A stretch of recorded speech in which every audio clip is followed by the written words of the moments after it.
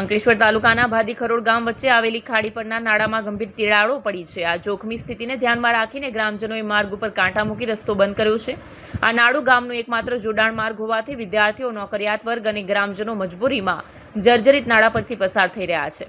વર્ષો જૂનું આ નાળું અચાનક બિસ્માર હાલતમાં આવી જતા લોકોની મુશ્કેલી વધી છે। ગામના આગેવાનોએ તંત્ર પાસે તાત્કાલિક મરામત કરવાની માંગ કરી છે। ચોમાસા પહેલા જો નાળાનું નવનિર્માણ ન થાય તો ગ્રામજનોનો એકમાત્ર રસ્તો બંધ થવાની સ્થિતિ આવી શકે છે। ભાદીખરોડથી હાઈવે સુધી જોડતો આ માર્ગ અત્યંત મહત્વપૂર્ણ હોવાથી તેની તાત્કાલિક મરામત આવશ્યક છે। સ્થાનિક રહીશોના જણાવ્યા મુજબ માર્ચ મહિનો ચાલી રહ્યો છે અને ચોમાસા પહેલા જો તંત્ર દ્વારા નાળાનું સમારકામ કરવામાં આવે તો જ લોકોને રાહત મળી શકે તેમ છે, અન્યથા આગામી ચોમાસામાં પરિસ્થિતિ વધુ વિકટ બની શકે છે।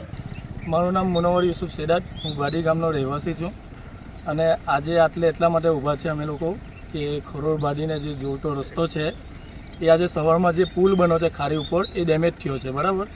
તો અમને મતલબ કે જવાની તકલીફ ઘણી બધી છે અહીંયાથી અને અમે એવું ચાહીએ છીએ કે ભાઈ આ રસ્તો જલ્દી પ્રશાસનને કે ભાઈ જલ્દી બને અને રિપેરિંગ કરે અને નવો બનાવે પુલ અમને, તો અમે એ માંગ કરીએ છીએ અને થોડાક દિવસમાં આની કાર્યવાહી થવી જોઈએ અને ના થાય તો અમે આગળ કલેક્ટર સાહેબને આવેદનપત્ર આપીશું। ભાડી ગામનો રહેવાસી ફારૂકભાઈ ઇસ્માઇલ રેડા બોલું છું।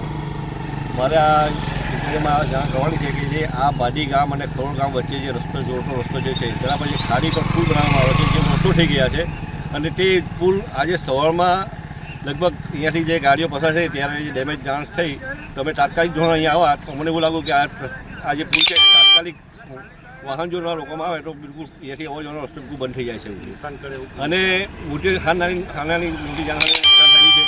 તો આ રસ્તો અમે હમણાં ટેમ્પોવાળી હમણાં ટુ વ્હીલર ખાલી જાય તે માટે બંદોબસ્ત કરેલો છે અને આ રસ્તાનું સમારકામ તાત્કાલિક ધોરણે કરવામાં ન આવે તો ભાડી અને ખરોડ અને તે પછી જે ભીનો છે, બાકરોલ છે અને તે સાઈડના જે બધા ગામના અહીંયાથી અવર જવર પનોલ જીઆઈએસમાં જાય છે તેમને અવર જવાનો રસ્તો બિલકુલ બંધ થઈ જાય છે અને એમને 4-5 કિલોમીટર ફરીને જવાનો રહી છે।